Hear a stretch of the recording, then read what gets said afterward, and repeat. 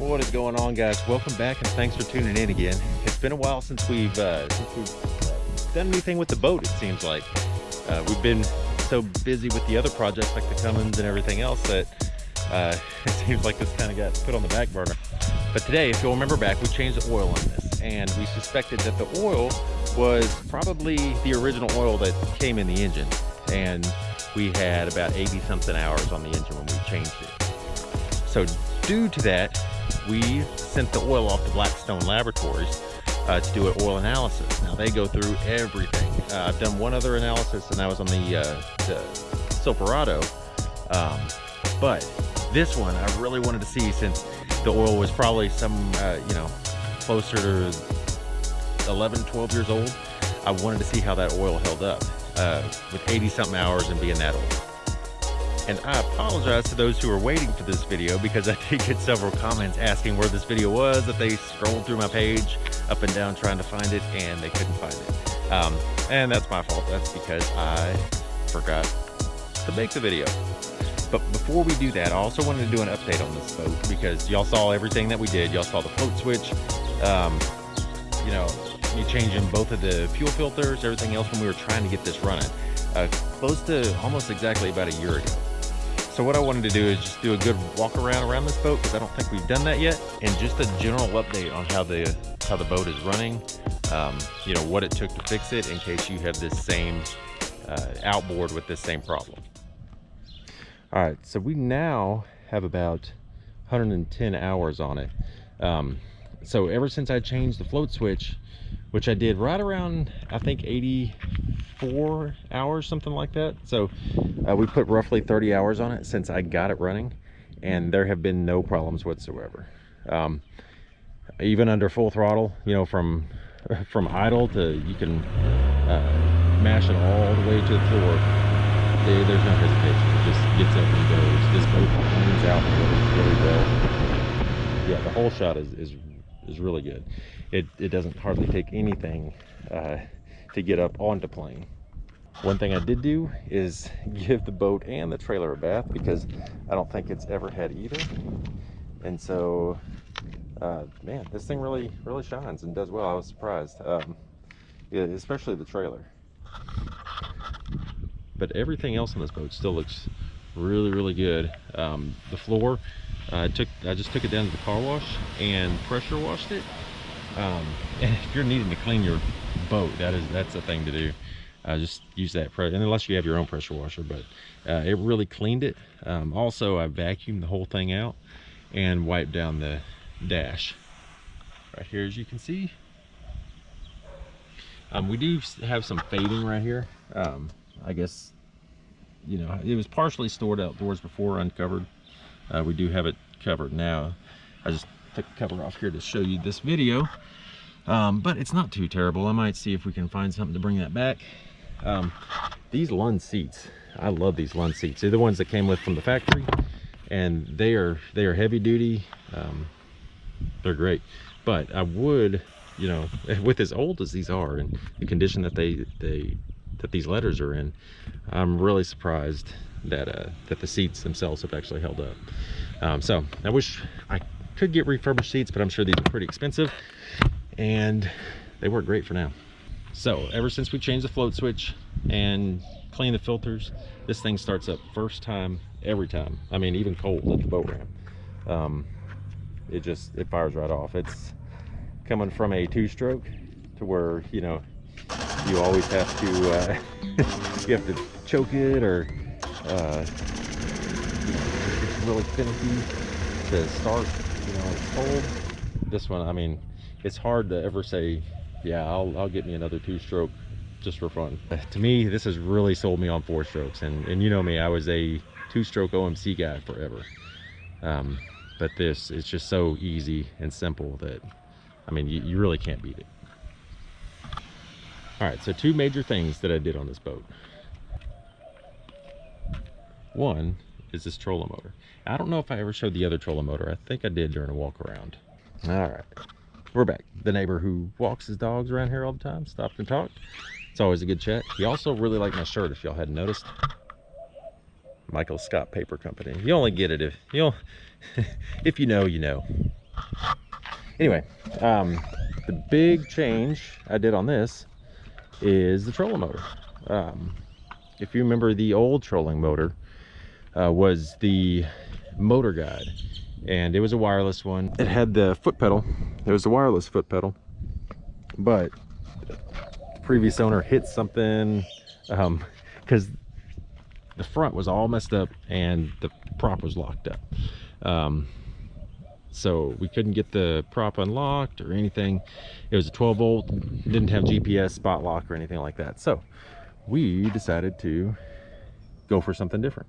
Crappie fishing and, you know, even bass fishing and stuff like that, I wanted something with GPS and spot lock and all that kind of stuff. So we went ahead and found a Minn Kota Terrova. I actually got this one used off a marketplace. It has a 60-inch shaft and 80 pounds of thrust. Terrova with iPilot. Now this one is a 2013, so it's one of the earlier models of iPilot, and it shows. The earlier models of Spotlock were not that great. The newer ones, a lot of people say they have a kind of a radius of about 5 feet. This one seems like 55 feet. Sometimes it's not close. You know, in the wind, if you set the iPilot and let it seems to kind of tighten up. And if you face the nose of the boat into the wind, it does a little better. But trying to set the spot lock on a brush pile is just, you know, it's easier to control it with the fob. Now, this is the fob I'm talking about, and I don't have a foot pedal. This is all I have for it. So that's kind of a pain too, especially when you're bass fishing. What I do though sometimes when I'm bass fishing is I will spot lock it, and you know, I'm not trying to stay right on top of something, so it just keeps me in that general area. I'll fish it, you know, kind of fan out, and then you know, take it off spot lock and move over to the right or left or whatever. Also, two of the other upgrades I did were the depth finders. On this one, it had a real cheap Humminbird up front and a little bit better Lowrance back here, but it was still very primitive. I went ahead and upgraded them. I don't have them on the boat right now, but I'll show them up on the screen. The one I have at the console here is a Helix 9, and that's side imaging. So it has GPS, side imaging, down imaging, sonar, all that good stuff. And it's great. Now, it's an earlier model. It's a first generation. So the side imaging, you know, it's not the mega side imaging or anything like that, but it still does really well, especially if it's your first side imaging graph that you ever had, especially with GPS. All that works great. I can mark my spots, everything, and it works really well. Up front, what I got up front is a Helix 5, just a smaller one, and it is only down imaging and sonar. There's no GPS and there's no side imaging. And this is where I put the side imaging, or this is where I put the transducer for the Helix 5 for the front graph, and that's where most people do it. Now, why I went a lot cheaper on the front is because side imaging is going to be pretty much useless on the front for me with the trolling motor, especially since I stay in spot lock all the time. The trolling motor is constantly turning, and if it's constantly turning, the transducer is constantly turning. And the thing with side imaging is you want to be going in a straight line, and that, you know, if you start making turns, or that transducer has any drastic movements, it's going to distort your whole picture, and you're not going to be able to see anything. Because I'll find the brush pile with side imaging using the big motor first at the big graph, and then go back up front here once I find it and mark it, and then I'll kind of troll around my marker, and once I find it with this, then I know I'm right on top of it. Oh, and another thing I love is all the room in this boat. This boat has a ton of room and storage, and you even have room for one more seat right here. Of course, one more right here. But yeah, this boat, I've been thoroughly impressed with it. All right, y'all, so if y'all are wondering the status and the update of the boat and what's been going on with it, yes, I've put about 30 hours on it. So and those have been flawless hours. It runs great, and I'm very happy with it. This engine is has been perfect now that we got it figured out. So if you're having problems, remember the float switch. If it seems fuel related and fuel filters don't help, check the float switch. All right, so let's get into the main reason why we're here, and that is for the oil analysis. So let's run inside and we'll go over that sheet. All right, so here is the sheet that you get from Blackstone once they analyze your oil and they send you the report back. Now, I'm not gonna go over really the layout of this whole sheet. If you wanna see that, check out my other video with the Chevy Silverado, because I go over all the different boxes and everything like that. But it's pretty self-explanatory anyway. All right, so jumping right into it, in the summary, they say that it's pretty easy to believe it's factory oil. It had a lot of metal in it. And if we look down here at what they found in it compared to what the averages are on the right, like aluminum, 26, and universal averages of, pretty much what it should be around 2. Same with all these other metals. So it's, at first glance, it's really kind of shocking, thinking what's going on inside my motor, I'm about to lose a piston or something breaking down. But they go on to say, when an engine breaks in, obviously you're going to have a lot more metals in your oil, which is why you change the oil, usually within the first 10 hours right after break-in, which was not done on this engine. That kind of brings down the alarm factor, and they say to change the oil within 20 hours again or so, and we should see a big improvement. If we don't, we know we have other problems going on our engine, but we should have a lot less metal in the oil. We'll probably still have some. It'll probably take a couple oil changes to get it all out, but that makes me feel okay. I didn't want to see that much metal in there, but if it hadn't been changed since break-in, what are you gonna do? Just change it and run it again and hope for the best. Now, if we go down here to silicon, that's very high as well. And that's because if you remember when we changed the spark arrestor, it looks like an air filter, because the other one was just, falling apart in pieces. That's going to be a big reason why. I was letting everything in the engine, and it probably sucked in some of that filter, to be honest. So that's going to be part of the high levels of silicon. And it's also from stuff they use from the factory, like, sealers or whatever. So this oil was also a little thinner. They say the viscosity was not what a new oil should be, which is, the oil's 12 years old or whatever it is and has 80 something hours on it. So I'm sure it had thinned out a little bit.